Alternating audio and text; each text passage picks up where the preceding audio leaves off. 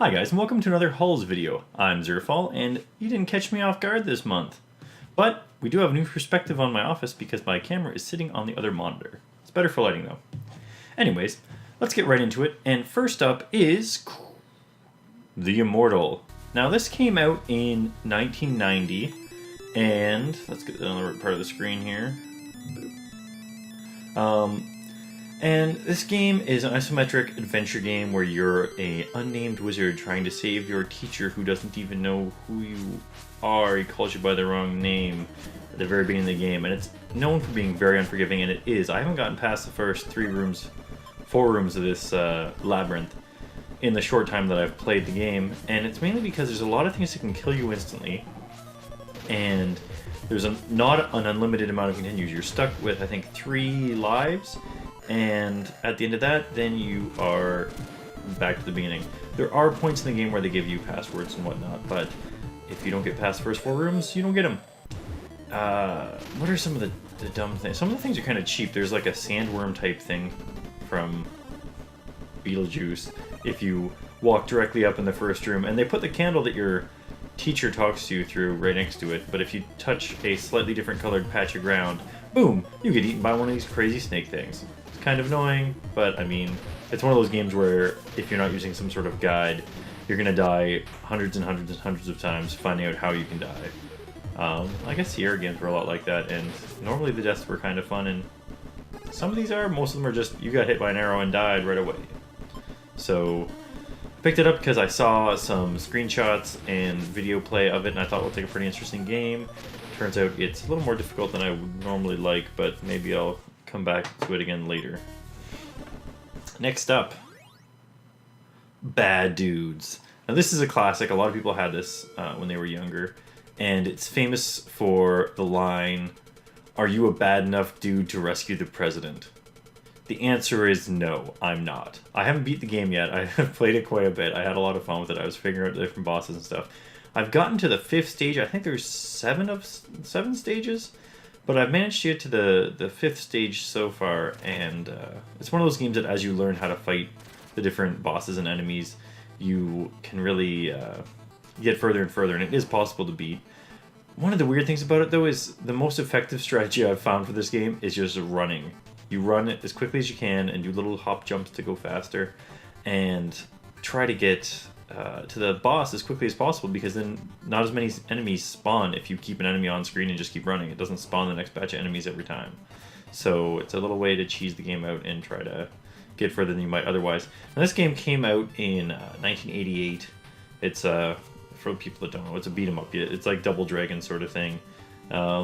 And, oh, this is interesting too. The first boss is Karnov, which he eventually got his own game. He's a little Russian guy that can breathe fire. It's pretty good, actually. The furthest I got in this game, I died to the Neo Karnov that's got, like, brown, green skin and whatnot. But it's a fun game, and it's a classic that a lot of people know about. It also epitomizes the 80s. Bad dudes. Bad dudes. That means they're good, because they're bad. I was explaining that to my niece the other day, and she really didn't understand. Now this next one, I know at least one of you out there are going to be kind of excited for, and it is The Adventures of Fire Billy.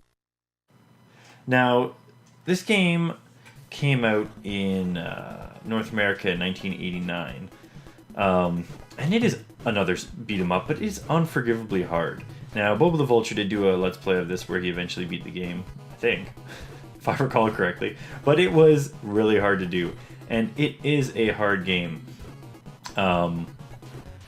Apparently I got a pretty good deal on it, because wherever this used to be for sale, I gotta get the sticker off here, but it used to be $14.99. I didn't pay nearly that much for it, but I tried playing this game a bit too. I never got past the first level. It is difficult as heck, but well, I guess a lot of people kind of remember that game, but I luckily never rented it as a kid and was frustrated with it for a whole weekend.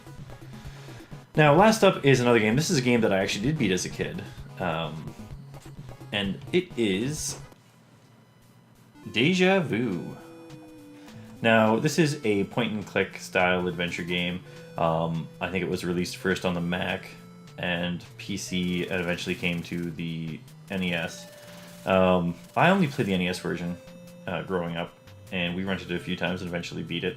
And you kind of, it's one of those games where somebody saved over your save file, so you got to retrace all your steps. But as you learn the steps you need to do to beat the game, you can actually beat the game relatively quickly if you figure everything out. It's also got a few fun deaths you can do to yourself in the game, like turning yourself into the police or letting a woman shoot you instead of slapping her to the ground. And it's kind of apropos. I picked this game up because A, I remember it, I love it, but B, I'm doing a... Oh, actually I have the book on my desk too here. I'm doing a book club again this month. Raymond Chandler's... Got my finger on that. The Big Sleep, which is the exact same vein as this sort of game. He doesn't have amnesia in that book, but it's the hard-boiled detective trying to solve the crime. So anyways, those are my hauls for this month. I'm actually, and I quasi did it this month, and I'm going to try to do it again next month.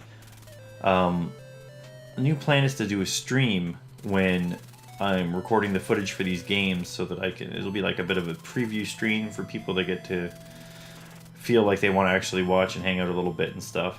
I've got it finally working properly where I can get my NES after a software update to the capture device. I can stream my NES stuff to my Twitch account, so that's something that's going to start happening every month. Hang out, play Nintendo games, probably some Super Nintendo games. I haven't gotten Super Nintendo games in a few months, I don't think. But we'll see what I find around the city in March. Well, you know what? Spring cleaning is coming up. Might find some good garage sales. Anyways, thanks for watching. This has been my February haul, and hopefully I'll see you on the stream or somewhere else on the channel. Bye.